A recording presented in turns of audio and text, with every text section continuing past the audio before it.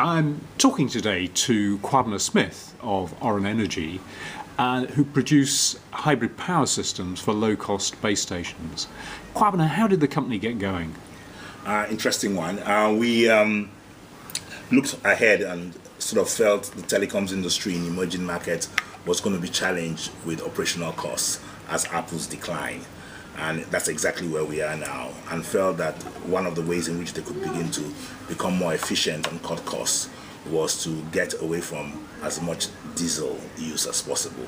And as you recognize, trying to deliver telecom solutions in the remote areas requires for those base stations to be powered largely by diesel, because the grid does not exist in most markets in the world. And essentially you're a systems integrator, aren't you? You bring together technology and push the boundaries of technology. Describe what you've brought together to do.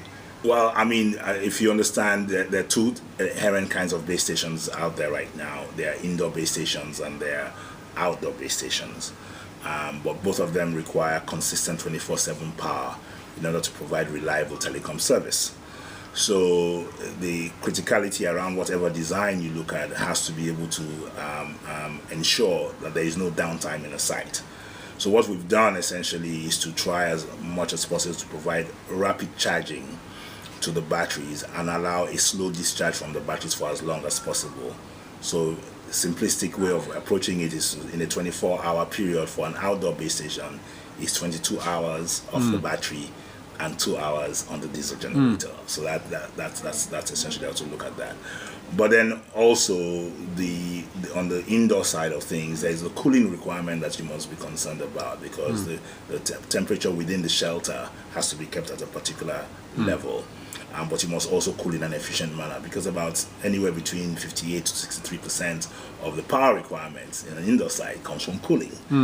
So that then means that the way you manage that, and so it's a mix of different elements. It's a mix of different elements coming together to give us the solution. I mean, our IP means I can't really speak too much in detail about that, but we've successfully managed to crack that and provide extremely efficient, low-cost solutions. And so what percentage of saving do you think you're making on energy? On the diesel side of things, it's anywhere between 86% in an indoor site to 92%. Now, there are also what we call partial grid sites, where there is grid availability for a minimum number of hours, like in India.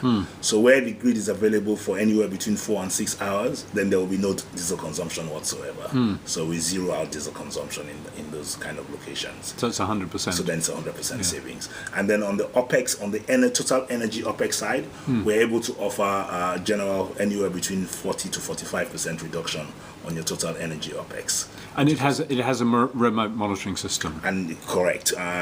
We don't believe you can run a cell site efficiently without being able to have an understanding of what's going on and the intelligence of the sites. So we have designed a very comprehensive, robust remote monitoring system that monitors 16 parameters on a minute-by-minute basis at a cell site, which also then means that you have historical data on what has happened at every cell site, and you get alarms and warnings, and you're able to react in a predictive manner as opposed to reactive, which will end up costing you. So that if there are problems, I mean, something as simple as a generator battery failing could mean your cell site goes down. Yes. So if you don't monitor that generator battery, you stand out. Your site will go down. Exactly, for very little cost. Yes. Had you been able to monitor it and replace it at the right time. Yeah. Correct. Okay. And you've been running for the last 8 months a test in India. Tell us who the test has been with and how that's gone. Okay, we've run two tests, or rather 4 tests with 2 separate clients. And the test in India is with Bharti in Rajasthan, and extremely remote. If you know Rajasthan well, Rajasthan is mountainous, very mountainous, fairly remote environment, and we asked for a challenging environment to test in. And we did an outdoor test, and then we did a 3-operator indoor test as well. So 2 different kinds of tests, one being indoor and one being outdoor. The tests have gone extremely well because there is some grid availability. Let's talk about the outdoor test. We've saved generally an average of 94% in diesel consumption over the last 8 months. There has been no downtime at the site, and it's given us a real view of how sites like this can be run in remote environments around the world. And why did you end up going to India? Because there's so much demand on your own doorstep. Interesting question there. We found that African telcos were not too willing to sort of go on the innovation path with energy efficiency, and that's not surprising, given that they weren't being pushed so hard by costs. Exactly, and so they didn't really. It didn't require that. Now, though, it does, and so they are listening now. Yes. So, but India, as you know, has the lowest cost in the world and very competitive, and so we quickly understood. Of course, because India is so much more familiar with technology and homegrown technology, that they were likely to respond to us if we came knocking, and they did. So what has happened since the tests? Well, since the test, we're now in commercial negotiations with various telcos. I prefer not to name any names at this time, but we're in commercial negotiations with well-known names. Well-known names in both here and elsewhere. Exactly, and in fact, all the way to Australia. I didn't mention the Australian test is an interesting one. We're doing an on-grid. We're going to be doing an on-grid test in Australia, where we're going to be saving them energy costs but off the grid. Right. Okay, because that's exactly where things are going in what we call on-grid markets. The movement towards LTE means there's more power draw coming onto the site, and because of peak hour electricity costs between typically 2 o'clock in the afternoon and 10 o'clock at night, we can actually move them away to our systems at that time of the day, and then charge when the costs at night are low and charge back our systems. So it gives them the chance to save about 30% to 35% on the grid. So we are finding that we are able to be applicable across both sets of markets. Both sets of markets, correct. And if we look more generally at energy saving Yes. in terms of base stations, where do you think the next big round of savings will come from? Where's the technology going that will produce more? It's difficult to say, answer that question at this time, because what we are finding is that telcos are now sort of moving quickly from 2G to 3G, and then now there's LTE, 4G. So which means that at the same base stations, the amount of power draw and power requirements will actually be increasing. Yes. So 4G will increase the power requirement by clearly, or maybe another 20%, potentially. Yeah. What they're going to try and do is bring as much into one single base station as possible. Yeah. So therefore, the power requirements from that single base stations will rise. So we're going to find that the ability to drive these savings will continue. Now, on the supply side, battery technology moves very slowly. So we don't think we'll be.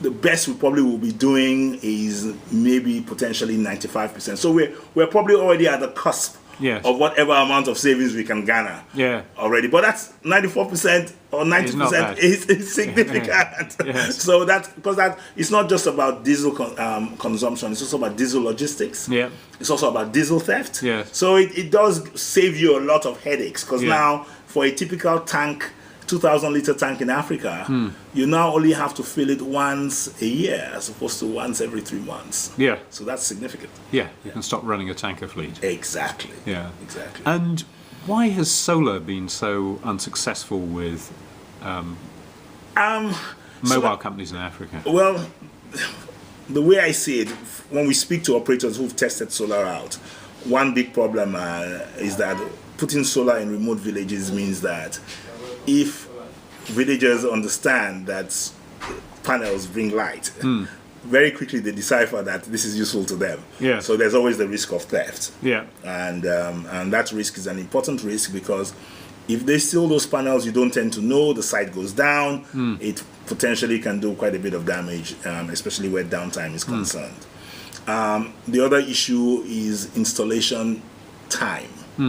The time it takes to install a solar site, and the capabilities and the technical capabilities with the crews, and what it takes to get them trained around, and the number of them that can be trained effectively to go around and install solar sites. So that can be a challenge. Those are the kind of drawbacks. Those are the kind of drawbacks. And then there's cost. Yeah. Cost, capex of solar, though it's dropping significantly, but still is given the fact that most telecom companies are challenged around cost issues today. They're looking at the lowest possible cost of entry into adopting hybrid power systems. I should mention when we talk about solar, the cost cost recovery length on solar it's just so much longer. And the financing terms you will find in Africa are not similar to the financing terms you will find in the States. Yes. Because which institution is going to be able to give you that tenor of 25 years, which is what you require in order to make sense of it. To make sense of it. Yeah. I should mention though that in addition to having Orun Energy as a technology provider, we've set up a separate arm called Orun Capital,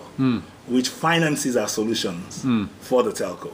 Yeah. So now we totally remove the capex burdens in some cases where the telco meets the creditworthiness of the bank to be able to finance over 8 years his requirements without putting any capex on the table. Yeah. So that is too sweet a deal to say no to. Yeah. And where is the finance coming for that? It's coming from different clean tech institutions. Yeah. And we have a major European-based investment bank that's acting as a financial advisor in that regard. Okay. Kwabena, thanks for talking to me today. Thank you very much.